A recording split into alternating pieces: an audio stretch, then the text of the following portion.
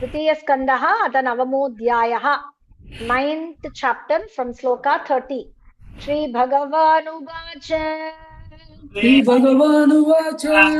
श्रीभगवानुवाच ज्ञानं परमगुह्यं मे यद्विज्ञानसमन्वितम् ज्ञानं परमगुह्यं मे यदे विज्ञानसमन्वितम् यद्विज्ञानसमन्वितम् यद्विज्ञानसमन्वितम् ज्ञानं परमगुह्यं मे यद्विज्ञानसमन्वितम् सरहस्यं तदङ्गं च गृहाणगतितं मया सरहस्यं तदङ्गं च गृगाणगदितं मया सरहस्यं तदङ्गं च गृगाणगदितं मया श्रीभगवानुवाच ज्ञानं परमगुह्यं मे यद्विज्ञानसमन्वितम् सरहस्यं तदङ्गं च गृगाणगदितं मया यावानहं यथा भावः यद्रूपगुणकर्मकः यावानहं यथा भावः यद्रूपगुणकर्मकः यावानहं यथा भावः यद्रूपगुणकर्मकः तथैव तत्त्वविज्ञानम् अस्तु ते मदनुग्रहात् तथैव तत्त्वविज्ञानम् अस्तु मे मदनुग्रहात् तथैव तत्त्वविज्ञानम् अस्तु मे मदनुग्रहात् यावानहं यथा भावः यद्रूपगुणकर्मकः तथैव तत्त्वविज्ञानम् अस्तु ते मदनुग्रहात् अहमेवासमेवाग्रे नान्यत् यत् सदसत्परम् अगमेवासमेवाग्रे नान्यत् यत् सदसत्परम् अगमेवासमेवाग्रे नान्यत् यत् सदसत्परम् पश्चादहं यदेतच्च यो वशिष्येत सोऽस्म्यहम् पश्चादगौ यदेतश्च यो वसिष्येत सोऽस्म्यहम् पश्चादगौ यदेतश्च यो यदेतच्च यदेतच्च यो वसिष्येत सोऽस्म्यहम् अगमेवासमेवाग्रे नान्यत् यत् सदसत्परम् यश्चादगौ यदेतश्च पश्चादगौ यदेतश्च यो वसिष्येत सोऽस्म्यहम् ऋतेऽर्थं यत् प्रतीयेत न प्रतीयेत च आत्मनि तेऽर्थं यत् प्रतीयेत न प्रतीयेत आत्मनि तेऽर्थं यत् प्रतीयेत न प्रतीयेत आत्मनि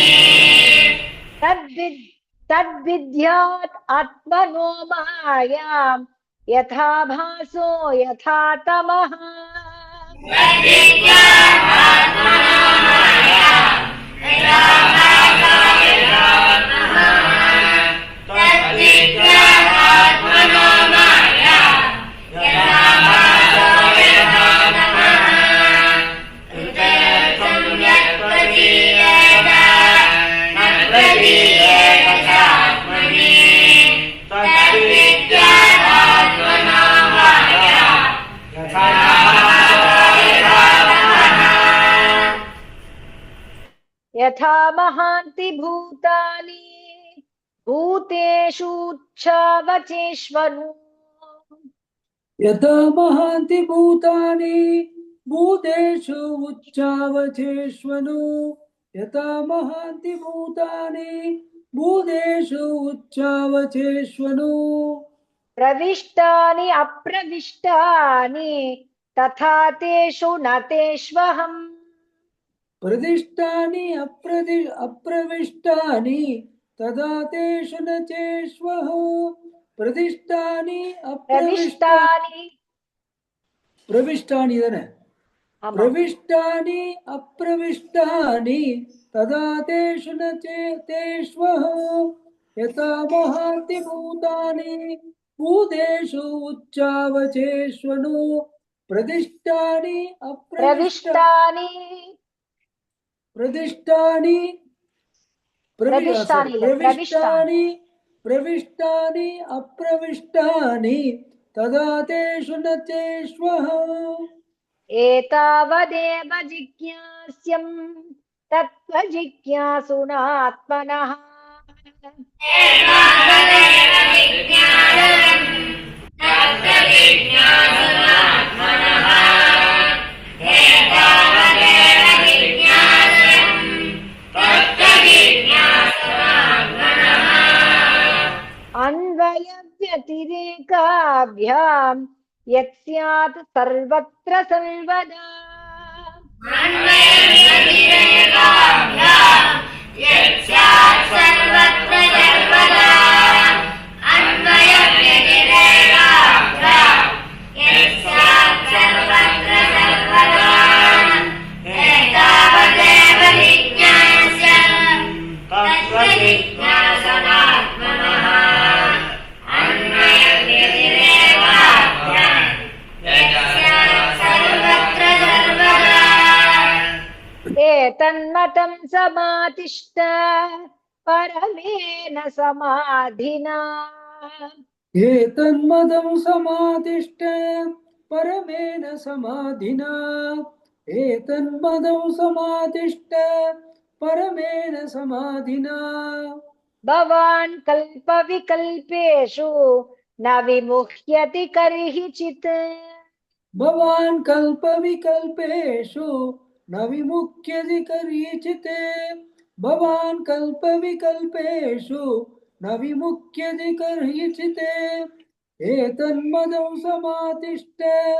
परमेन समाधिना भवान् कल्पविकल्पेषु न विमुख्यति कर्हिचित् श्रीशुक उवाच श्रीशुक उवाच सम्प्रदिश्यैव जनः सम्प्रदिश्यैव मजनः जनानां परमेष्टिनम्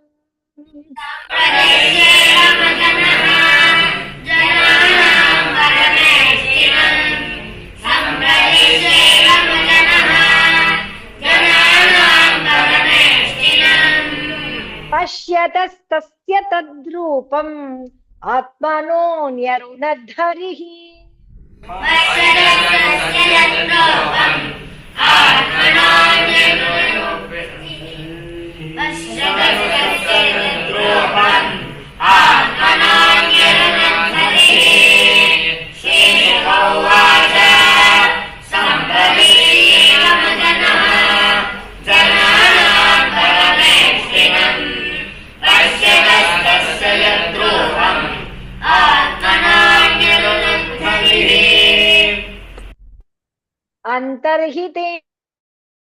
अन्तर्हितेन्द्रियार्थाय हरये विहिताञ्जलिः अन्तर्हितेन्द्रियार्थाय हरे विगिताञ्जलिः अन्तर्हितेन्द्रियार्थाय हरे विगिताञ्जलिः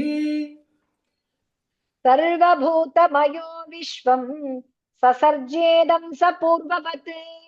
सर्वभूतमयो विश्वं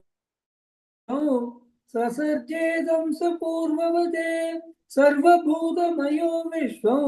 ससर्जेदं स पूर्ववते अन्तर्हितेन्द्रियार्थाय हरे विगिताञ्जलिः सर्वभूतमयो विश्वं ससर्जेदं स पूर्ववते प्रजापतिः धर्मपतिः एकदा नियमान्यमान्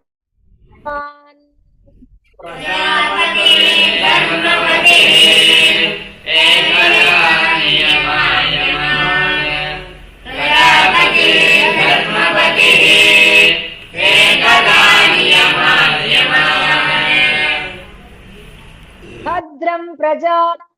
विच्छन् नातिष्ठत् स्वार्थकाम्यया भद्रं प्रजामनुष्यन्ते तिष्ठत्स्वार्थकाम्यया भद्रं प्रजामनुष्यन्ते तिष्ठत्स्वार्थकाम्यया प्रजापतिः धर्मपतिः एकदा नियमान् भद्रं प्रजामनुष्यन्ते तिष्ठत्स्वार्थकाम्यया तं नारदः प्रियतमः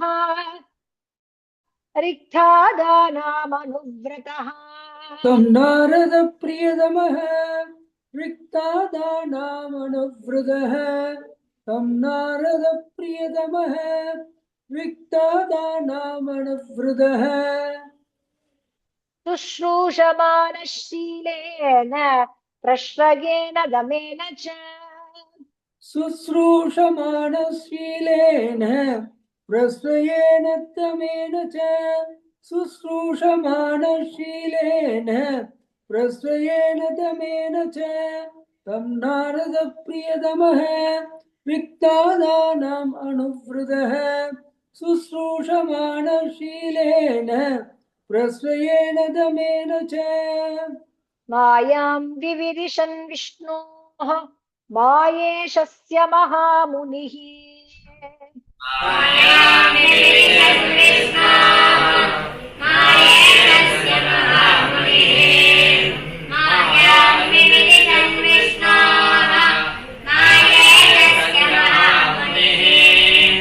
महाभागवतो राजन् पितरं पर्यतोषयत्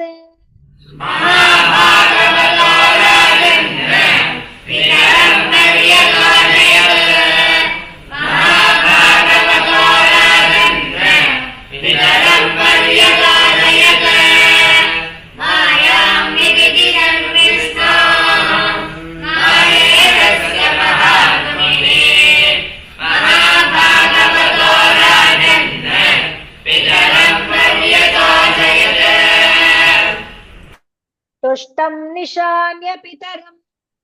लोकानां प्रपितामहम् दुष्टं निशाम्य पितरौ लोकानां प्रपितामहं दुष्टं निशाम्य तुष्टं पितरौ तुष्टं तुष्टं दुष्टं தானே दूलै துஷ்டம் ஆமா துஷ்டம் ஆமா ஒண்ணா துஷ்டம் நிஷாம்ய பிதரௌ லோகானாं பிரதிதாமஹம் துஷ்டம் நிஷாம்ய பிதரௌ लोकानां प्रपितामहम् देवर्षिः प्रणिपप्रच्छ भवान् यन्मानुपृच्छति देवर्षिः परिपप्रच्छ भवान् यन्मानुपृच्छति देवर्षि परिपप्रच्छ भवान् यन्मानुपृच्छति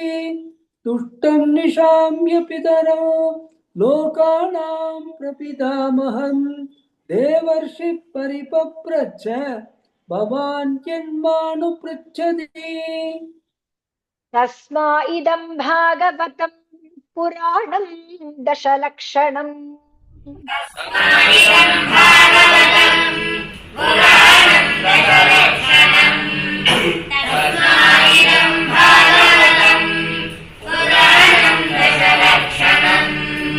प्रोक्तं भगवता प्राह प्रीतः पुत्राय भूतकृत्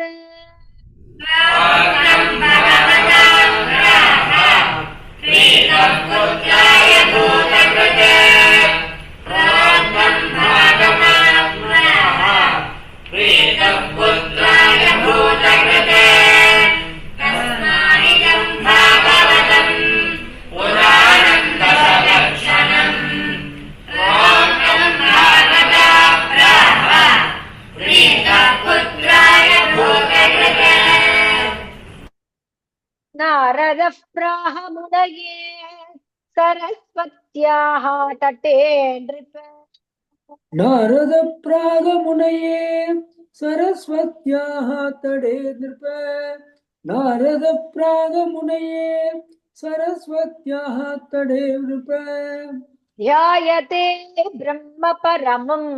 व्यासाय अमित तेजसे ध्यायते ब्रह्म परमं व्यासाय अमित तेजसे ध्यायते ब्रह्म परमं व्यासाय अमित तेजसे नारद प्रागमुनये सरस्वत्याः तटे नृप ध्यायते ब्रह्म परमं व्यासाय अमित तेजसे यदुताहं त्वया पृष्टः वैराजात् पुरुषादिदम् अन्वया पृष्टः वैराजात् पुरुषादिदम् यदुताहमन्वया पृष्टः वैराजात् पुरुषादिदम् यतासि तदुपाख्यास्य प्रश्नान् अन्यांश्च कृत्स्नशः